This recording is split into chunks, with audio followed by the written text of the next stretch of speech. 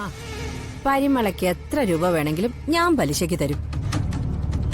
ആ, പലിശയ്ക്ക് പണം കൊടുക്കലാണല്ലോ എന്റെ പണി. പക്ഷെ കൃത്യ ദിവസം കൃത്യസമയത്ത് പലിശ തന്നോണം. ആ, അല്ലെങ്കിലേ അപ്പോഴത്തെ രുക്മിണിയുടെ നിറം ഇതല്ലേ, ഞാനൊരു ചന്തയായി മാറും. താനീ ചന്ത. ആ, എത്ര രൂപ പലിശയ്ക്ക് വേണ്ടത്? ഒരു 10,000 രൂപ.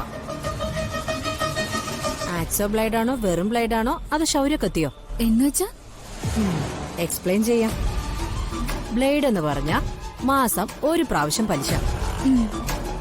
ആക്സോ ബ്ലേഡ് എന്ന് പറഞ്ഞ ആഴ്ച തോറും പലിശ തരണം. ശൗര്യക്കത്തി എന്ന് പറഞ്ഞ ഡെയിലി പലിശയും മുതലിന്റെ ഒരു ഭാഗവും തരണം. അയ്യോ, എനിക്ക് ബ്ലേഡ് മതിയേ. ഓ,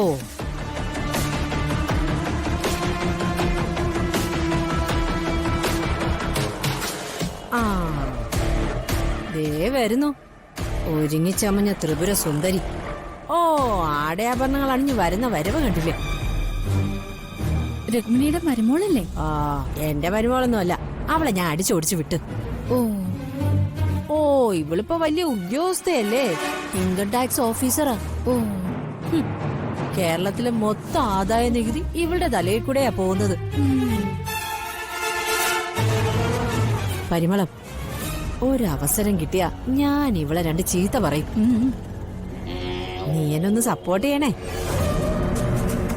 ഞാൻ രുക്മിണിയുടെ പിറകിൽ നിന്ന് ഏലസ വിളിച്ചോളാം. അത് മതി. ഇനി അവള് കൈ വലിച്ച് എന്റെ കരണത്തിട്ട് കീച്ചാലോ? ആ, പരിമളം, ആ, ഈ വരുന്ന ആളെ കണ്ടോ? കളക്ടറാ, നമ്മുടെ ഡിസ്ട്രിക്ട് കളക്ടർ. എങ്ങനെയോ ആരെയോ കണ്ണും കലാശമൊക്കെ കാണിച്ച് ഒരു ജോലി തട്ടിയെടുത്തു. ഓ, ഇനി ഇവളൊക്കെ കൂടി ഈ ഭൂമി തിരിച്ചു വെക്കും. വേണ്ട വേണ്ടെന്ന് വെച്ചാല് പുറകെ വരികയാണല്ലോ. നിങ്ങൾ മനുഷ്യരെ വഴി നടക്കാൻ സമ്മതിക്കില്ലേ? അയ്യോ, മഹാറാണി ശ്രീലക്ഷ്മി ബായി അല്ലയോ, നീ വഴി നടന്നോടി.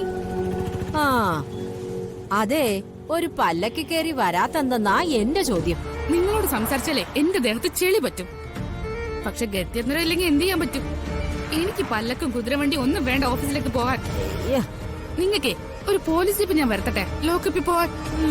പിന്നെ പോലീസ് ഡിപ്പാർട്ട്മെന്റ് ഭരിക്കുന്നത് നീയല്ലേ? നിങ്ങളിപ്പോ പോലീസ് സ്റ്റേഷനിൽ കയറ്റാനും അതുവഴി ജയിലിലേക്ക് അടയ്ക്കാനുള്ള ഒരു കേസേ എന്റെ കയ്യിലുണ്ട്. പറയട്ടെ, ആ പാറക്കണ്ട മണ്ടോദരിയാണ് 2ാം പ്രതി. 1ാം പ്രതി നിങ്ങളും, പലിശക്കാരി രുക്മിണി.